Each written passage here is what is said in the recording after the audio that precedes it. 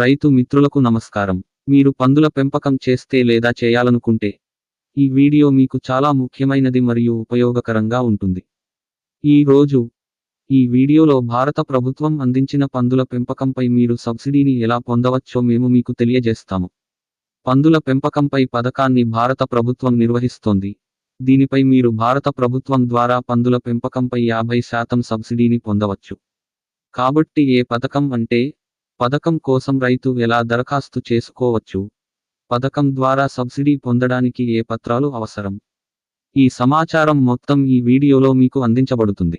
మీరు ఈ వీడియోని చివరి వరకు తప్పక చూడండి. కాబట్టి మేము ఈ వీడియో గురించి మరింత మాట్లాడే ముందు, మీరు కొత్త పందుల పెంపకందారులైతే మరియు మీకు పందుల పెంపకంపై అవగాహన లేకుంటే, మీ పొలంలో పందుల పెంపకం ప్రారంభించవచ్చని మేము రైతు స్నేహితులందరికీ ముఖ్యమైన సమాచారాన్ని అందించాలనుకుంటున్నాము.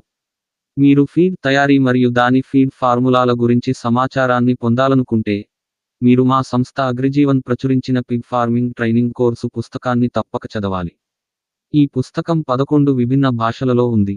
హిందీ, ఆంగ్ల, కన్నడ, తెలుగు, తమిళం, అస్సామీ, బెంగాలీ, పంజాబీ, గుజరాతీ, మరాఠీ, ఒరియాలో అందుబాటులో ఉంది. ఈ పుస్తకంలో మేత తయారీతో పాటు పందుల పెంపకం గురించిన పూర్తి సమాచారం కూడా ఇచ్చారు.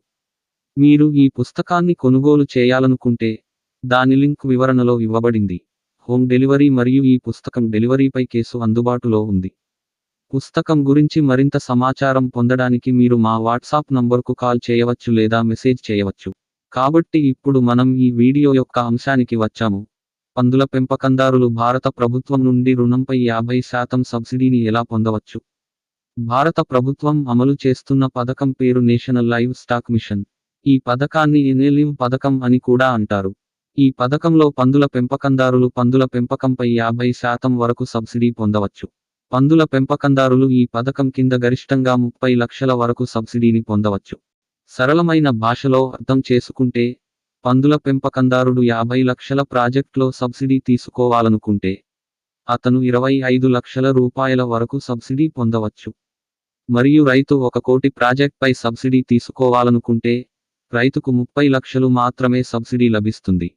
ఎందుకంటే భారత ప్రభుత్వంచే జాతీయ లైవ్ స్టాక్ మిషన్ పథకం కింద సబ్సిడీ యొక్క గరిష్ట పరిమితి 30 లక్షలు మాత్రమే. ఈ పథకం ప్రయోజనాన్ని పొందడానికి రైతులు ఎలా మరియు ఎక్కడ దరఖాస్తు చేసుకోవచ్చో ఇప్పుడు మనం మాట్లాడుకుందాం. మీరు పందుల పెంపకందారు అయితే మరియు మీరు ఈ పథకాన్ని సద్వినియోగం చేసుకోవాలనుకుంటే, ఈ పథకాన్ని సద్వినియోగం చేసుకోవాలంటే, మీరు భారత ప్రభుత్వంలోని ఏదైనా జాతీయం చేయబడిన బ్యాంకులో తప్పనిసరిగా ఖాతాను కలిగి ఉండాలి. పథకం యొక్క ప్రయోజనాన్ని పొందడానికి, మీరు భారత ప్రభుత్వం యొక్క జాతీయం చేయబడిన బ్యాంకు నుండి రుణం తీసుకోవాలి.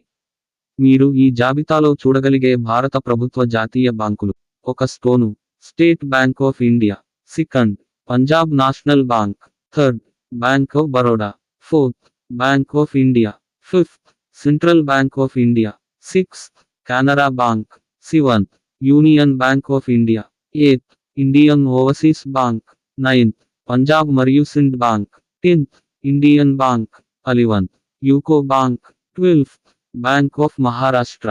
ఈ 12 బ్యాంకులలో ఏదైనా ఒక బ్యాంకులో ఖాతా కలిగి ఉండటం అవసరం. ఎందుకంటే ఈ 12 జాతీయం చేయబడిన బ్యాంకులలో ఏదైనా ఒకదాని నుండి మాత్రమే రుణం ఇవ్వబడుతుంది. బ్యాంకు నుంచి రుణం పొందాలంటే ముందుగా ప్రాజెక్ట్ రిపోర్టు సిద్ధం చేసుకోవాలి.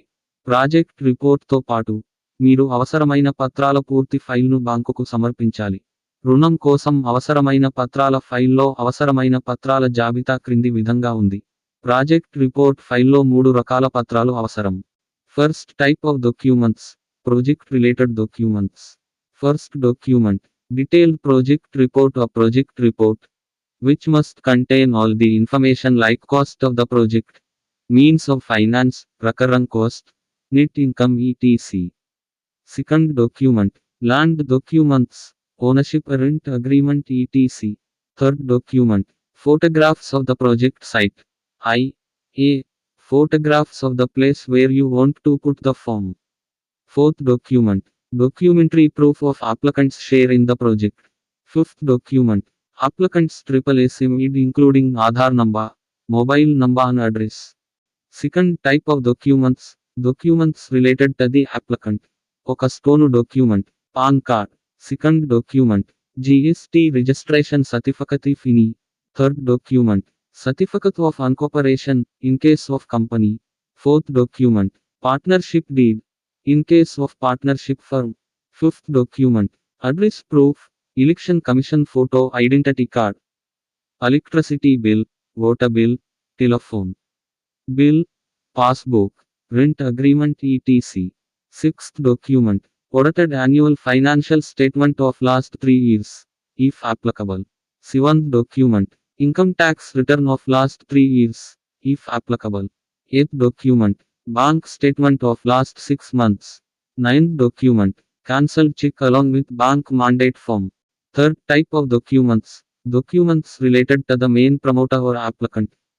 First document PAN card. Second document Aadhaar card. Third document address proof, election commission photo ID card, electricity bill, water bill, telephone bill, passbook, rent agreement etc.